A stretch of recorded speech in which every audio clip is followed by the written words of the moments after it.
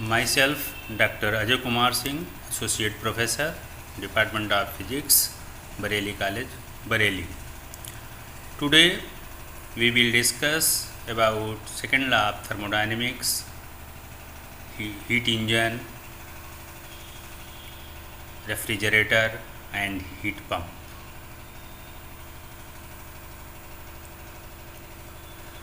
Before this, first we understand what is reversible and irreversible process. As name suggests, a reversible process is a process in which the system and environment can be restored to exactly the same initial state that they were in before the process occurred.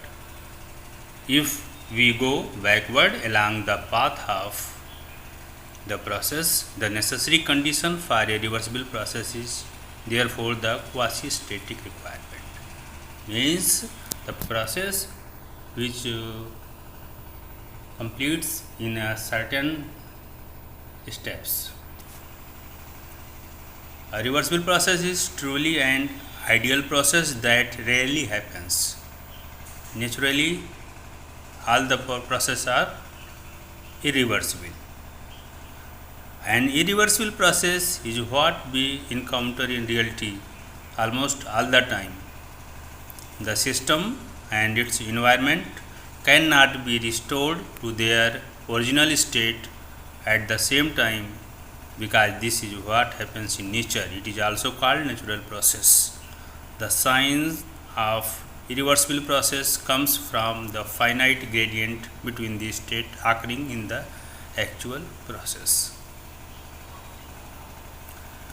Second law of thermodynamics is represented by some statement.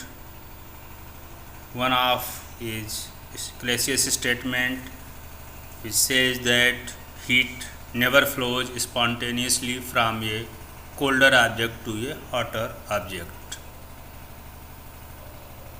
Means if we want to flow the heat from a lower temperature body to higher temperature body, we need some external source, what we use in refrigerator, which we will discuss in.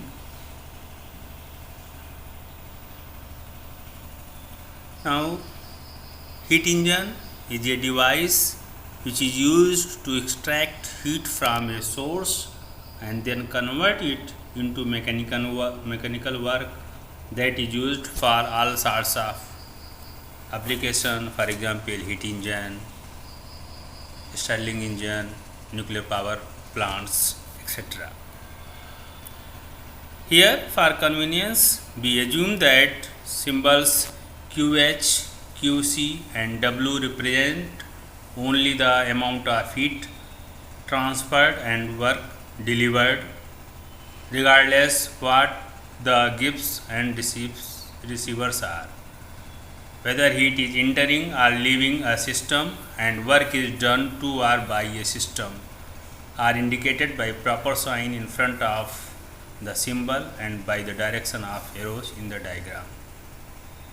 H for reservoir at higher temperature, C at lower or colder body, W is work. Here we assume that we construct a heat engine between a heat source that is at high temperature reservoir and a heat sink lower temperature reservoir or cold reservoir. The engine absorbs heat QH from heat source at temperature TH, use sum of energy to produce useful work W and then discards the remaining energy as heat Q into the sink, a colder body at temperature TC. This is shown by this diagram. Here we see that TH is a source and TC is sink heat is extracted from source and discarded to sink at temperature Tc, and W is work what is required for our process. We assume that the cycles of heat engine are reversible, so that there is no loss to friction or other irreversible effects. We suppose that engine goes through one complete cycle, and that QH, QC and W represent the heat exchanged and the work done for that cycle. Since the initial and final states of the system are the same, so delta E internal equal to 0. Internal energy is a state function which depends on initial and final states. It is 0 for the cycle. Therefore, from first law of thermodynamics, we have W equal to QH minus QC. The most important measure of heat engine is the efficiency. Efficiency means what we get out divided by what we put in, and it is derived by the relation E equal to W by QH 1 minus QC by QH, and in terms of temperature it is 1 minus TC upon TH.